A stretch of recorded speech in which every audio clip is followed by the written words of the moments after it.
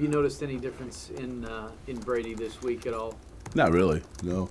I mean, it's Ohio, so he's fired up about that. But in terms of prep, no, you know. But it's not just another game, but it is pretty much the same preparation. How's the focus been? Well, we haven't practiced yet. Well, we did a little bit Sunday, but it was off the charts. You know, you can tell that there's a little more pep in the step. Was last Saturday as complete of a performance as you've seen from Denard this year? I think, yeah, it would rank among one of the top ones. He's, we've been encouraging him so much, and in this game particularly, to pull the ball down when guys aren't open, you know. And he did that, and that made a difference, you know. So that helped us keep some drives alive, you know, and we're going to continue to do that. But because of the way they played their defense particularly, we wanted to do that all the time, but particularly the way they played defense, he won. There were some opportunities to pull down and run, but he did, when they were open receivers, he did a pretty good job of hitting them. We had a couple throws that might have been a little ill-advised, but for the most part, he played a pretty solid football game.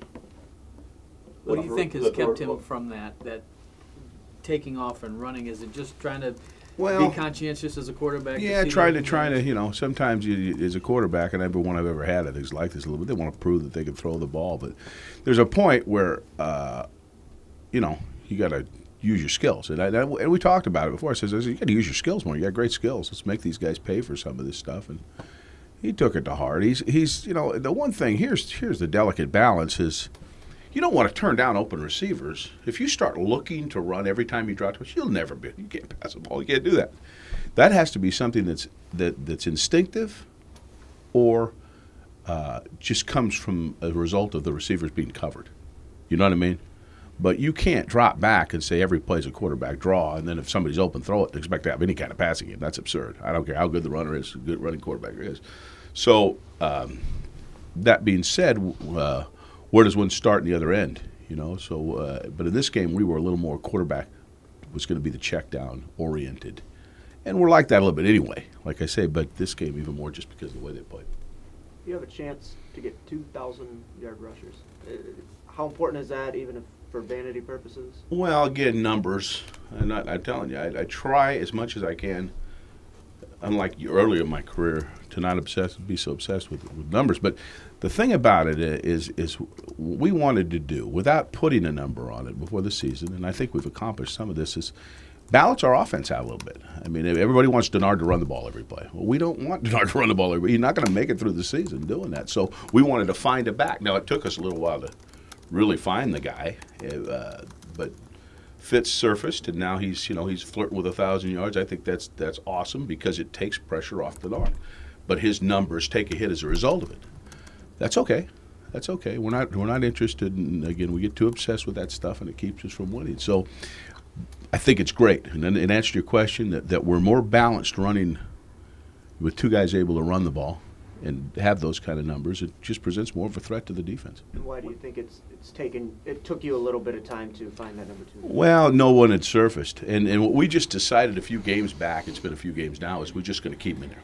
You know, keep him in there, and other than, you know, spell him with Vince in some nickel situations and that type of deal. Let's just keep him in there and see what he does. Because he hadn't really been – Fitz had showed some flashes of being a really good back, but he had not really been consistent enough to say, okay, it's you. You know what I mean? And I think most people would agree with that. If they watch us, he's doing some stuff, but he's not really. Well, we just said, let's keep him in there, let him play, and see what happens. And he got stronger as the game went on. And like so many backs, like I've been pounding the table for since I got here, he's that guy that I think can tote the ball over 20 times and get over 100 yards. So, and it's just helped us so much. I mean, I can't even tell you. It makes such a difference. With the growth of Denard over the season and the emergence of Fitz, does it make you kind of like, wow, we can be really explosive in the future? Or is it one of the things where you look forward to the offseason? Yeah. Yeah, absolutely. Particularly maturing in the offense and having those weapons on top of that. Now, some other people are going to have to come to the surface down the road. But, yeah, absolutely. You know, it's one of the goals we had.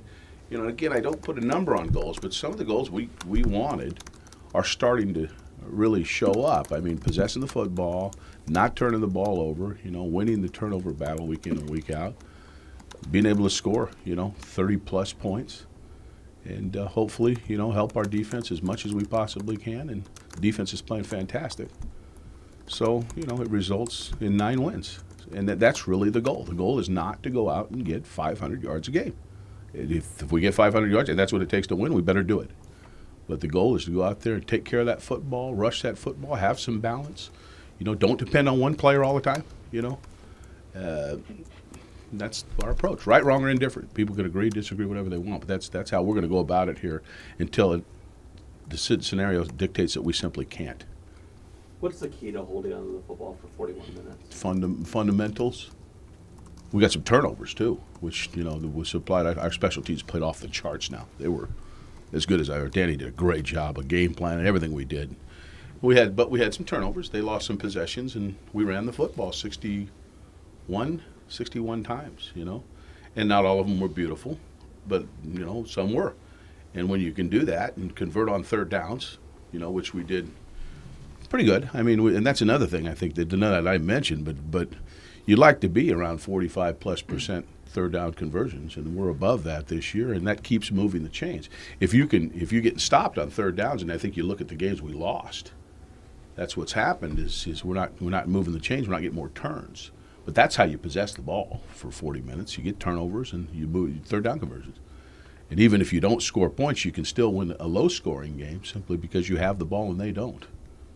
Coach, last week you said, or for the past 2 weeks, you said you've been playing a lot of 10-man football. Did you see any of that this? A little bit, but not like it's been. Where our biggest problem in the last couple of weeks in 10-man football has been the red area. And we did not have, but very little of that in this game. I mean, we were 5 for 5 in the red zone. Okay. And a lot of that went away, but that's been, it's not just in the red zone, but it shows up there the most. Those are the ones I remember, the fans remember the most, is when you get down there and you don't score. In January, when you first got here, you said one of the most important things in a transition like this is not turning it over or limiting turnovers as much as possible. Are you happy with the amount or lack thereof this year, or? Well, I don't know. What's our turnover ratio? +6. Most coaches would tell you they're happy with that. Now, I'm not happy with the interceptions. We've had too many interceptions, okay? And again, that's growth in the offense a lot. Some ill-advised decisions through the deal, but it's going to happen the first year. But our turnovers have not been so egregious that it's, for the most part, hasn't lost us but 2 football games. And it can always get better. We're never in. If there's one turnover, that's too many as far as I'm concerned. But that was a huge goal. Because and everybody knows, if you can take care of the ball and get more turnovers than you give up, you got a great chance to win. It's one of those statistics that's relevant to winning, which is the most important statistics. Total offense is irrelevant, really. I'd say irrelevant, but it's not huge. But turning the ball, holding on to the ball, converting third downs, rushing the football, all those things are things, if you look at over the years, they've made a difference in winning and losing. So that is a relevant statistic. What have you seen from the Ohio State defense? They are, and I'm saying this isn't any coach speak here. This team's as good a defensive football team, not the best that we've seen. That's a fact, as far as I'm concerned anyway. They play hard. They play tough. They keep their team in every game. They will be a huge challenge. They're very well coached. Okay, they have made their reputation at Ohio State over the years, I think, on the defensive side of the ball. I mean, that's really been, they've had good offensive teams, don't get me wrong, but I don't remember the last time they had a bad defensive team. So, and this follows suit. I have total respect for it. The years that I had to coach against Ohio State, and they've always played good defense. They possess a package that can pressure you. They can back off and rush forward and still get some pressure. They're stout against the run. Play with their hands real well. This team is real defensively. You've obviously coached in a lot of big rivalries all across the country, but is there something compelling about the opportunity to coach in this particular round? This is awesome. This is, oh my goodness. I'm going to have, this is going to be cool because I was in the Auburn, Alabama Iron Bowl 4 years. And they're always arguing over there who's, whether Michigan State, or Michigan, I should say, Michigan and Ohio State is bigger than Auburn, Alabama. Now firsthand, after I go through it, and I want to go through it a couple years before I draw any conclusions, I can find out. But I'm starting to feel what it's all about just this week. But this is why you coach. This is why you play. This is why you write. Where have you seen Kevin Koger grow in your offense throughout this season? Countless ways. Kevin Koger's a solid football player. Good blocker, very fundamentally sound, coachable. I think Coach Farina would tell you that he will try and do everything that you tell him to do. When we've thrown him the ball, he's basically caught it. I mean, with very few drops. He is what a coach is looking for, a guy you can count on. If you say, this is your assignment, get the assignment done, there's a very, very good chance the assignment's going to get done. And as he's grown more and understood what we're doing, he's gotten better and better. We wish we had him another year, because you would see more productivity in our passing game. Is he the type of tight end going forward in your program that you want in this type of offense? Yes. Exactly. I would say yes. No question. He can move. He can play stationary. He can do it all. He's a good kid, good leader too. Denard said that he can be a little excitable early think? in games. Yeah, I think. How do you keep him toned down for a big rivalry game like this? Well, I'm not going to throw water on him, but in a sense, you kind of got to let Denard be Denard. You know, I really believe that with players, as long as they're focused. That's key. If they're focused, you got to let them kind of be themselves, and as long as they don't do anything to embarrass the team, and he never does that. So let Denard be Denard. Let him prepare how he prepares. And if he gets too excited, I'll know it in warm-ups, and I'll talk to him. I've done that before. But don't put the fire out. You know. What games did you talk to him beforehand? And, I don't even remember anymore. It hasn't been recently. It was probably earlier. What kind of indicators did you see from him that he's too jacked during warm-ups? There's just little deals, But, I can put my finger on exactly what it is. I can't say exactly what it is. But as a coach, I watch the team prepare, and if something seems a little out of whack, then I mention it. But you don't want to be so analytical that you read into something that's not there, So I don't, unless I think there's an issue, I just let the kids prepare how they prepare. Some guys like to put their head through lockers. Some guys don't say a word. And I don't know. Does David Moak put his head through a locker? I haven't seen him do that. No, I haven't seen him do that.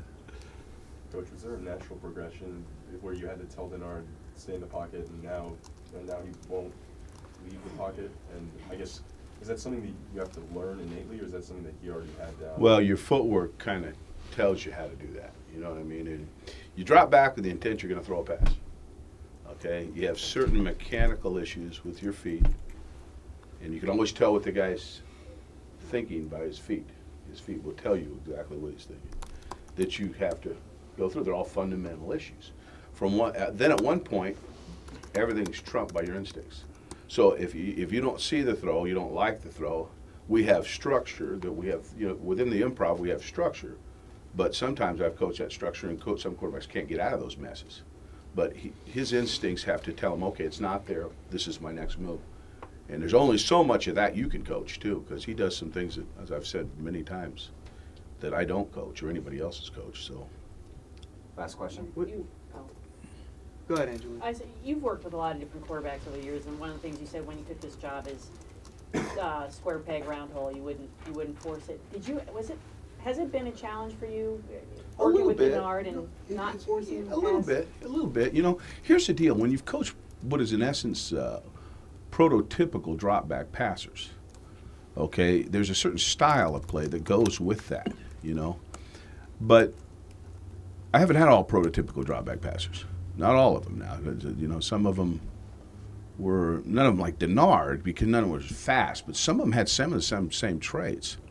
So when you're coaching a kid like that, you don't want him to be too robotic, because that'll you try and get him in. Okay, it's got to look exactly like this, and the ball's thrown exactly at this time. Well, certain routes, yes, you got to time the throw. You always want to time your throws, but with a kid like Denard and a couple other kids I've had, we spoke more about him being the check down rather than a receiver being the check down, you know, because they do possess some skills that other quarterbacks don't. So you got to revert back to that thinking. And yes, it can be a little bit challenging if you've played with the same type of quarterback for a while.